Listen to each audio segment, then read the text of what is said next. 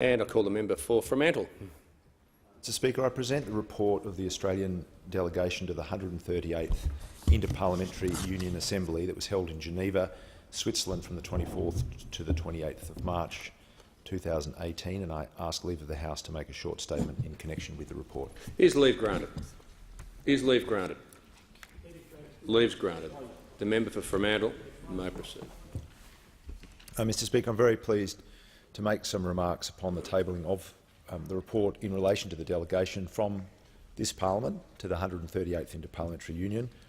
an assembly that took place earlier this year in March. The Australian delegation was ably led by Senator Ian MacDonald and also included my friend and colleague Senator Katrina Billick from the other place, and together we participated in and contributed to the IPU Assembly, whose general debate focus was on strengthening the global regime for migrants and refugees and the need for evidence-based solutions.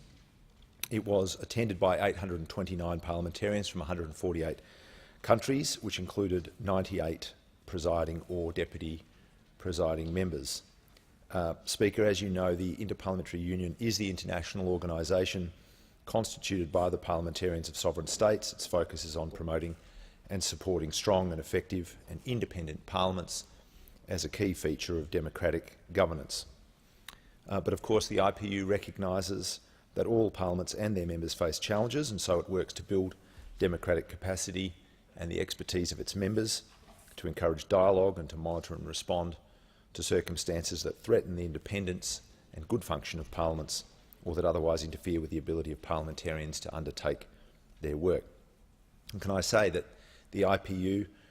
is a healthy reminder of the significance of parliaments in their own right, separate from the executive within government, of course. It's an opportunity at those assembly gatherings to hear firsthand from other parliamentarians whose circumstances and experience present both familiar but also sometimes widely different challenges to the ones we face here in Australia. Speaker, in addition to the work of the General Assembly and the 4 standing committees, the IPU is an opportunity for Australian delegates to meet with delegations of other countries, and at the 138th Assembly that created the chance for us to meet on a bilateral basis with delegations from Ukraine, Canada, the United Kingdom, New Zealand and Israel. It has become customary for the Australian and New Zealand delegations to host a gathering of parliamentarians from Pacific Island nations, which on this occasion allowed us to meet with delegates from the Marshall Islands, Fiji, Vanuatu and the Federated States of Micronesia. In the course of the Assembly there was also a session organised by the Mexico delegation, through which delegates could consider the implications of the Trans-Pacific Partnership, and it allowed a healthy canvassing of the merits and concerns related to the TPP, especially with respect to issues like investor-state dispute resolution mechanisms, the deregulation of temporary foreign labour arrangements, and the potential, if the US was ever to re-enter the TPP, for costly extensions to the current length of monopoly rights in relation to biologic medicines. Speaker, I'd like to make particular mention of the work considered through the second committee, the Standing Committee on Sustainable Development, Finance and Trade, up to and including the most recent assembly. The member for Forest, the Chief Government Whip, has been a much respected member of that committee, and it was a privilege to attend the meeting at this assembly in her stead. Through the process for determining a future resolution topic, and with the support of my fellow delegates, I was successful in proposing that the Standing Committee consider in future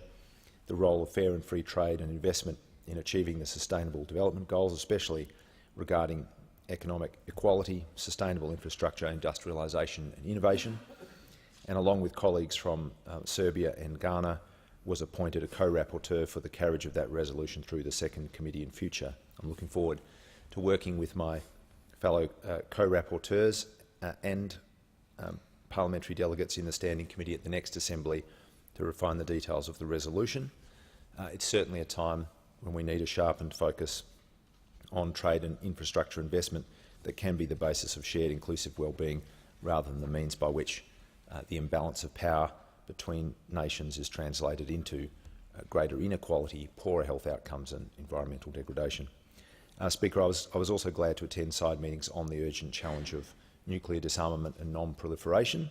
and to contribute as a panel member on a workshop in relation to the Nuclear Weapon Prohibition Treaty. I support the purpose and objectives of that treaty. I was glad to see the work of ICANN, the International Campaign to Abolish Nuclear Weapons, recognised in the course of that session, and it was recognised that their origins are here in Australia. And the session focused on the important normative step that the NWPT represents towards peace and security. Speaker, the IPU continues to be a forum in which parliamentarians discuss and debate the issues that affect us all, both within our sovereign nations and, most importantly, the issues that affect us in the form of global challenges like conflict, climate change, the global displacement of people and related migration and other humanitarian crises. I want to acknowledge the work and camaraderie of my fellow IPU delegates from the other place, Senators McDonald and Billick, both of whom made substantial contributions in the general debate. In addition to their other work, we were very well supported by officers from the Department of Foreign Affairs and Trade, and I'll just conclude by making special mention of Tony Michulik, the IPU Delegation Secretary, who kept us on schedule and ensured we were well briefed and well advised at all times.